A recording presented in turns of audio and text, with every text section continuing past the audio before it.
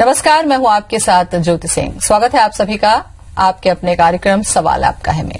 Digital India की तरफ बढ़ रहे देश ने इस दिशा में एक कदम और आगे बढ़ाया है, आधार पे के रूप में। जी हां, देश में कैशलेस इकोनॉमी और सुरक्षित भुगतान के लिए आधार पेमेंट सिस्टम बनाया गया है, जिसके जरिए लेन देन अब बेहद आसान हो जाएगा।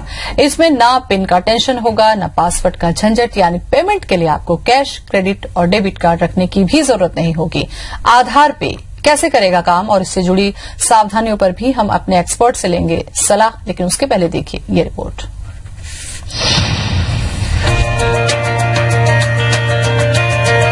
कैशलेस इकोनॉमी को बढ़ावा देने के लिए केंद्र सरकार ने देश में आधार पे सिस्टम लॉन्च किया है, जिसके तहत अब भुगतान और भी आसान हो जाएगा।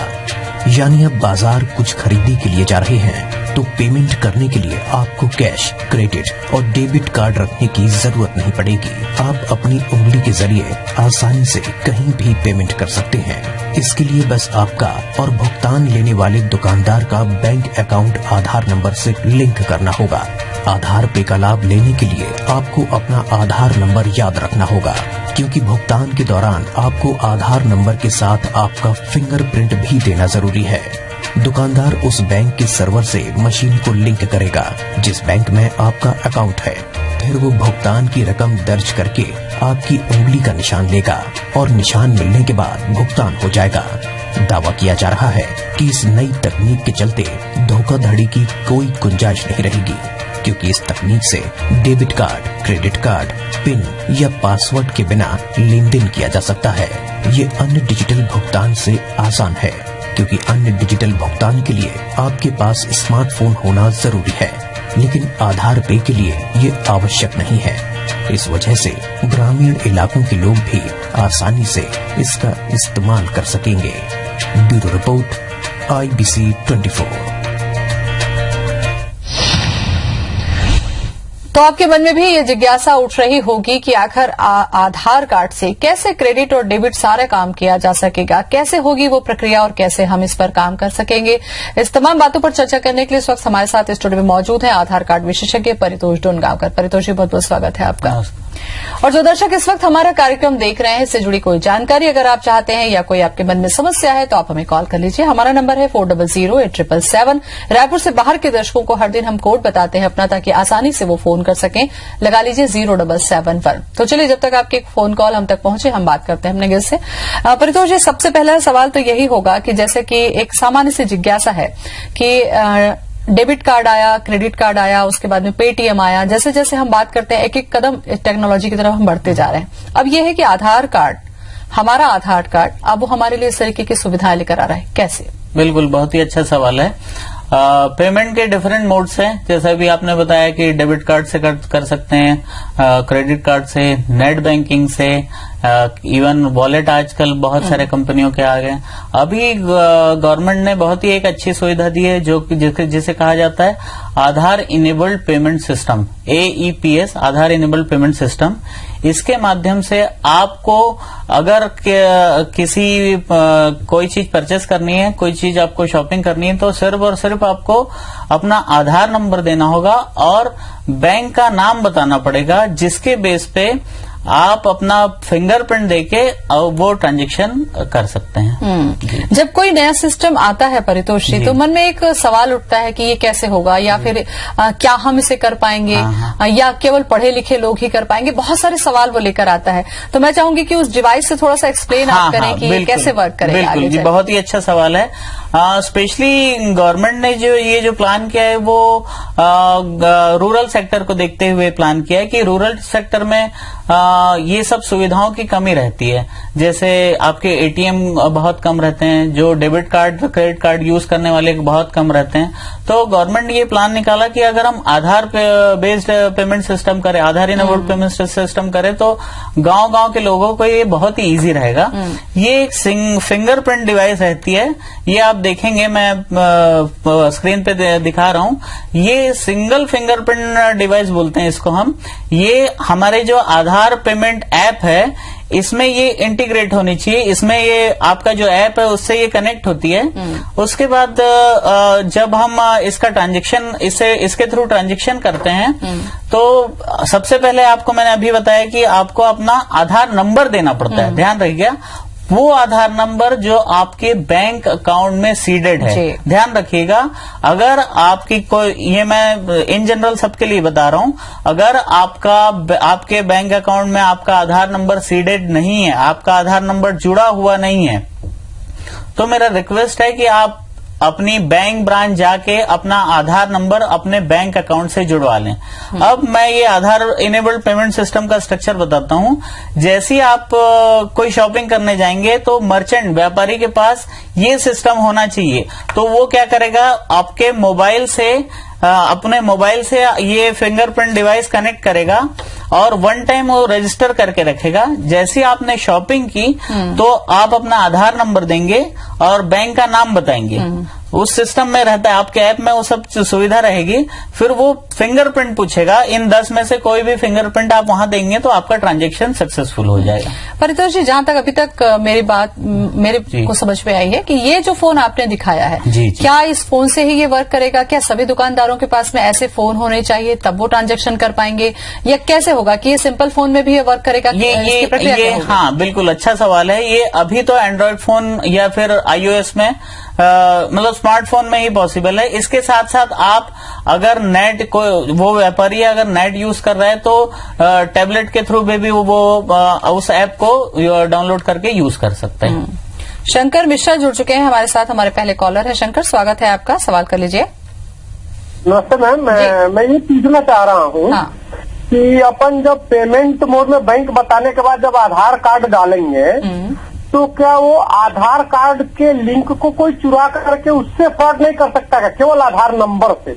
नहीं, वो भी बहुत ही सिक्योर सिस्टम रहता है। फिर भी आपने जो सवाल किया, आपकी जिज्ञासा है, बहुत अच्छी बात है, रहनी भी चाहिए। ये जो सिस्टम रहता है बहुत ही सिक्योर, मतलब इसकी टेक्नोलॉजी बहुत ही सिक्योर रहती है। ये आप बिल्कुल भी हैक नहीं हो सकता।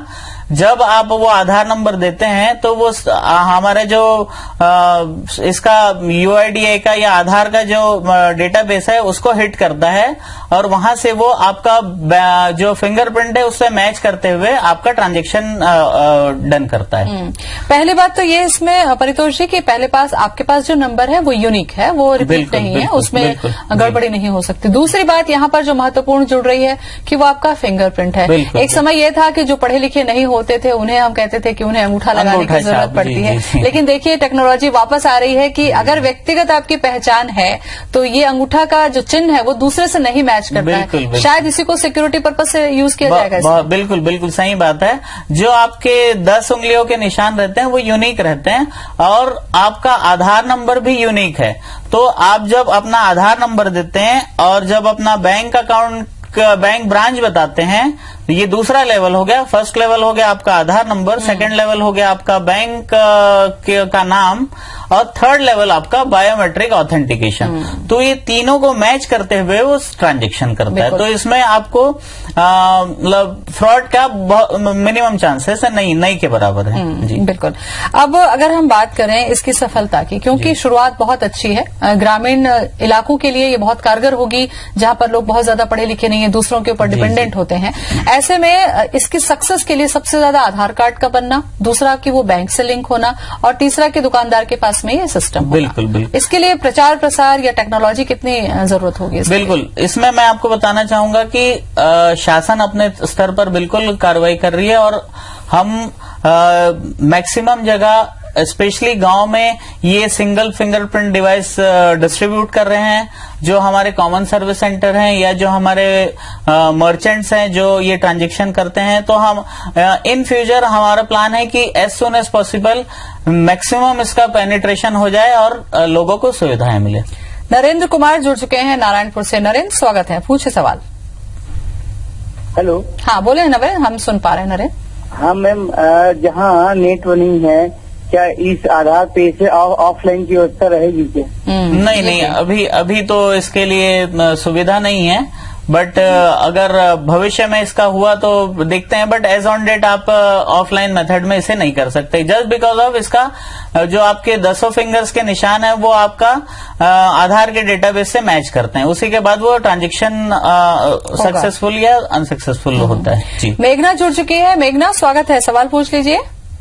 हाँ, जैसे नमस्कार। जी जी, नमस्कार, बोले। आधार नंबर के हिसाब से उंगली का जो फिंगरप्रिंट लेते हैं, उसमें अगर उंगली कोई कारणवश खराब हो जाता है। हेलो, हाँ जी जी, ठीक है। उंगली का फिंगरप्रिंट लेते हैं आधार में, उस हिसाब से हम समझ गए आपका सवाल। इनका सवाल आप समझ गए? हाँ, समझ गए। अभी जो है आपका बायो 10 उंगलियों में से कोई एक उंगली का निशान मांगता है।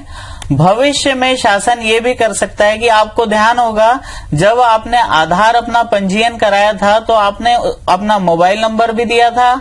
अगर मैं सबके लिए बता रहा हूं, अगर आपने अपना मोबाइल नंबर नहीं दिया होगा तो नियरेस्ट एनरोलमेंट सेंटर में जाके अपना आधार नंबर भी ऐड करा लीजिए।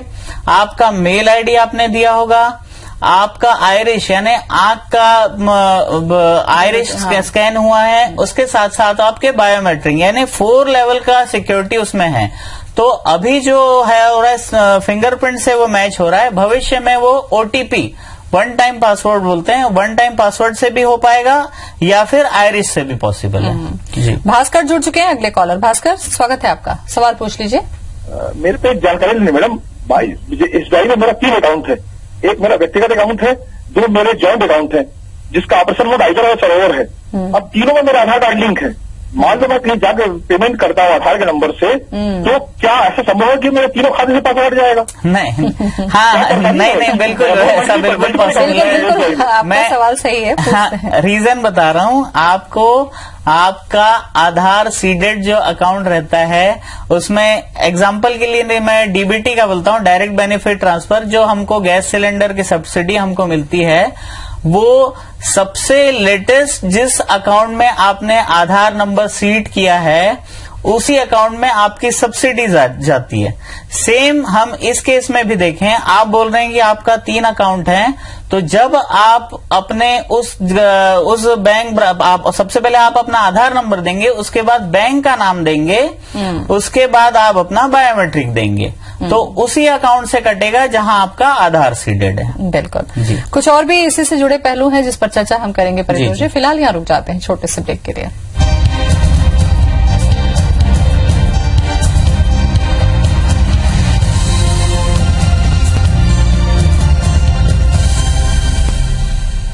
ब्रेक के बाद बात कर लेते हैं ऋषि से, जिन्होंने मुंबई से हमें कॉल किया। ऋषि, स्वागत है आपका, पूछे सवाल।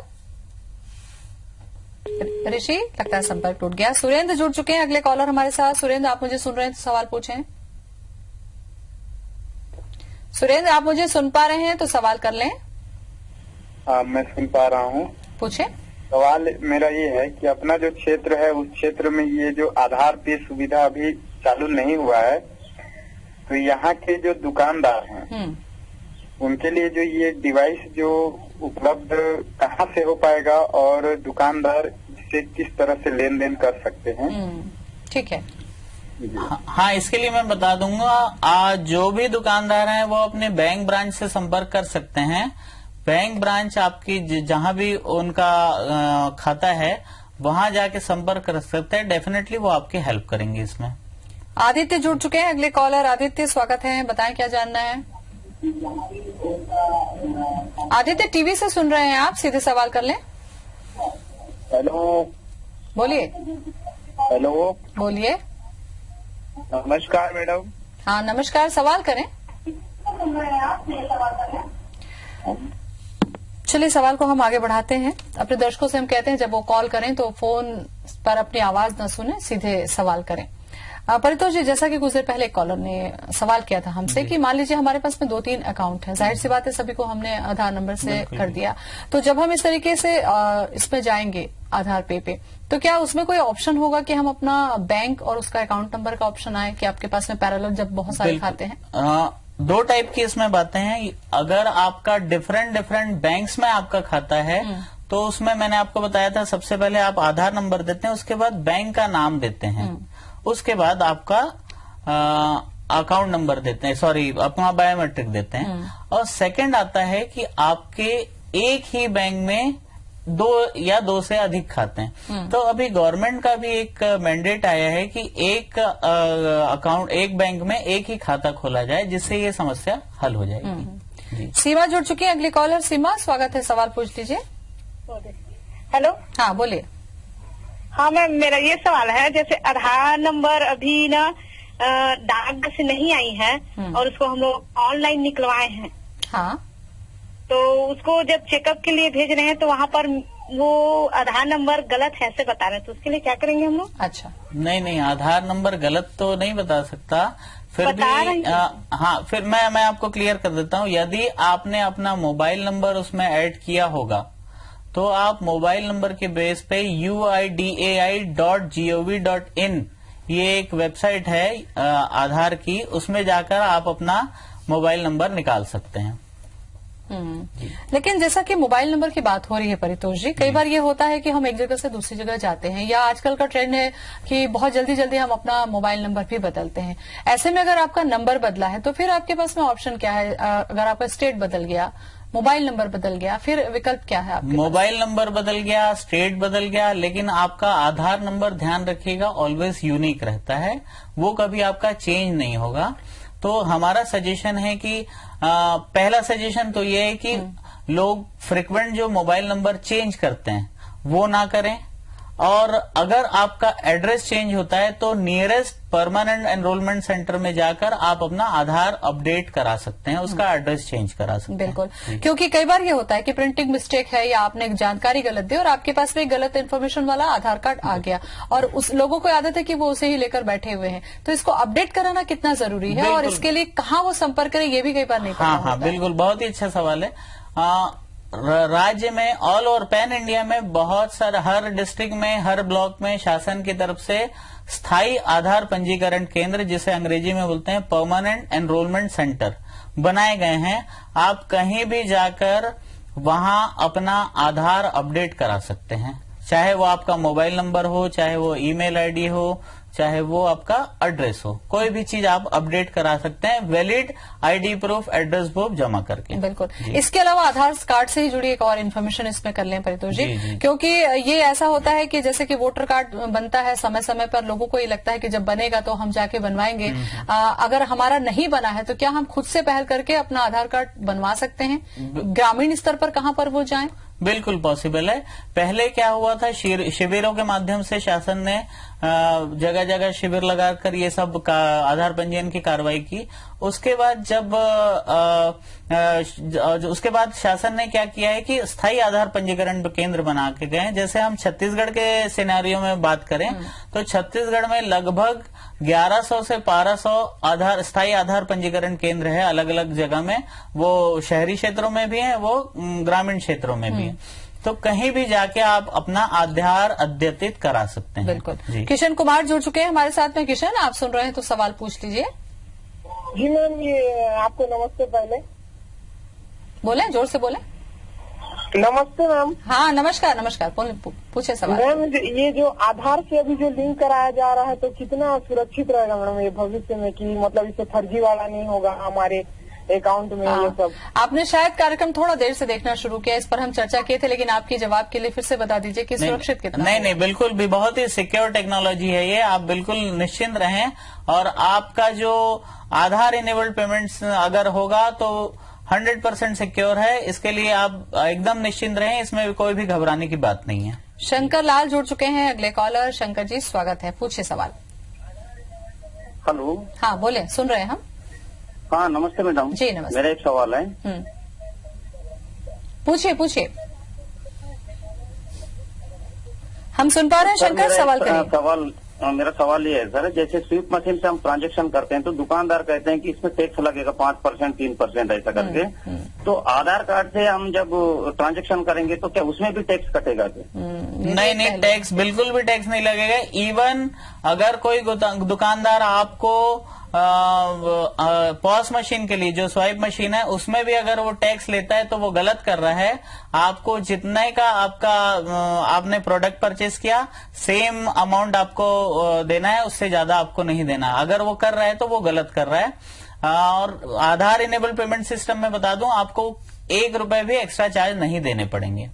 पुष्पराज है अगले कॉलर। पुष्पराज, स्वागत है, सवाल पूछिए। जैसे इसमें आ रहा है सर कि 2000 रुपए का जैसे हम लेंगे तो ₹5 हमारा कटेगा, ऐसा कुछ क्यों हो रहा है?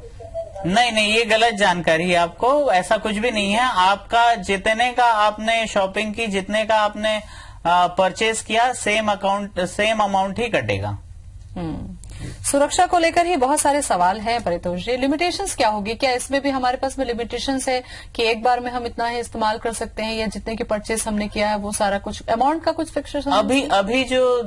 अभी क्योंकि ये कल ही माननीय प्रधानमंत्री की तरफ से फॉर्मल इनॉग्रेशन होना है, उसमें अभी की लिमिट में तो 2000 है, लेकिन डे बाय डे जैसा जैसा इसका पेनिट्रेशन बढ़ेगा, हो सकता है गवर्नमेंट अपने तरफ से इसकी लिमिट बढ़ा देगी। जी, चलिए, तो धीरे धीरे डिजिटल की तरफ हम बढ़ रहे हैं। उसमें हर बार देखते हैं कि एक कदम नई टेक्नोलॉजी आ जाती है। बहुत अहम जानकारी आपने दी परितोष जी, बहुत बहुत धन्यवाद। धन्यवाद। तो सवाल आपका है, मैं आज बस इतना ही। कल आपसे ही जुड़े एक नए सवाल के साथ फिर हाजिर होंगे। तब तक के लिए मुझे दें इजाजत। नमस्कार।